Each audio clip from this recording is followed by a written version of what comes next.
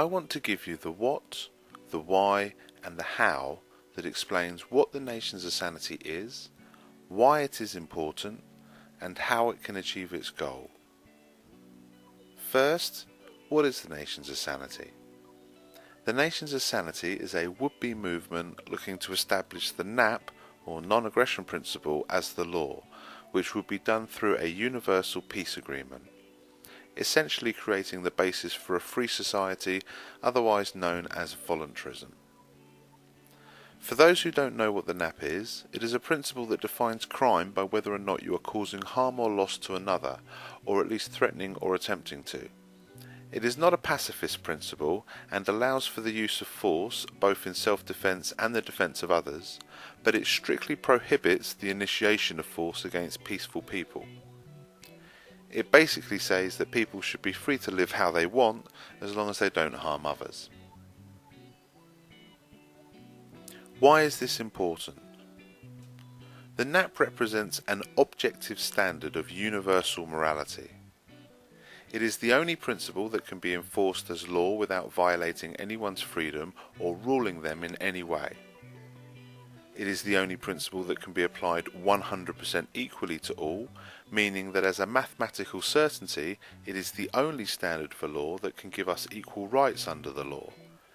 It doesn't require anyone to have any rights or powers above anyone else. In fact, it specifically prohibits such criminality. And it doesn't require the initiation of force to enforce it as law. Again, it specifically prohibits such criminality. If equal rights is a sincere pursuit, then this is literally the only answer to achieving such a goal. No system is perfect, but that is not our demand. We demand only sanity. A society where we are all free to do what we want, as long as we don't harm others, is not utopia, it is sanity, and that is what we are aiming for. How can this be achieved?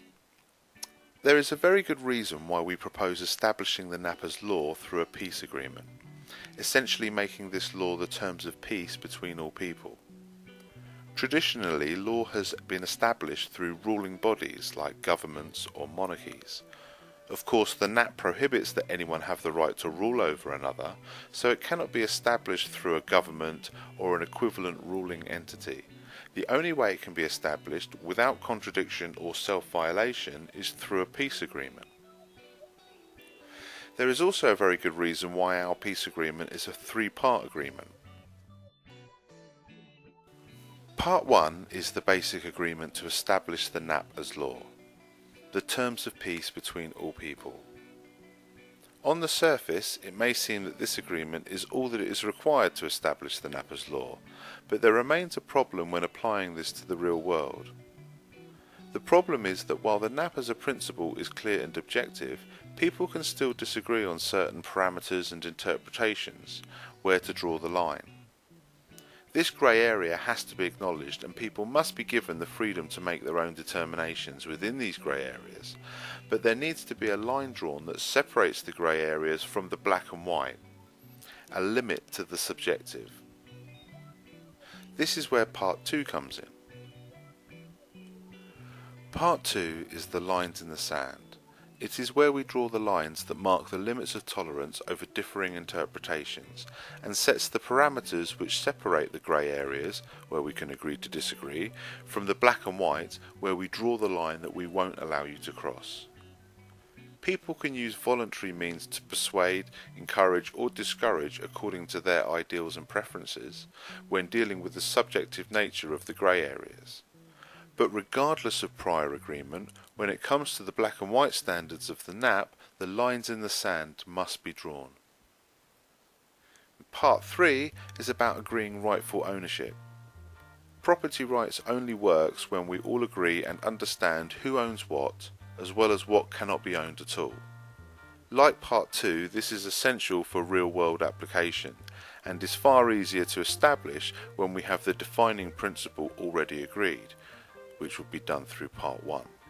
We suggest that such an agreement would facilitate a peaceful revolution where ruling governments can be replaced by voluntary collectives that, like all individuals, are subject to the same terms of peace that defines the law that applies to all equally.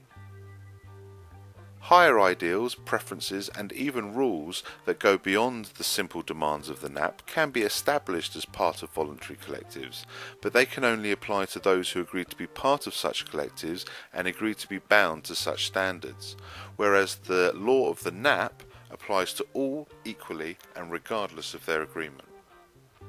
The NAP would also demand that transition to a free society is done peacefully and without causing harm to innocent people. We must be true to the same principle we fight for, and our means must be true to our ends.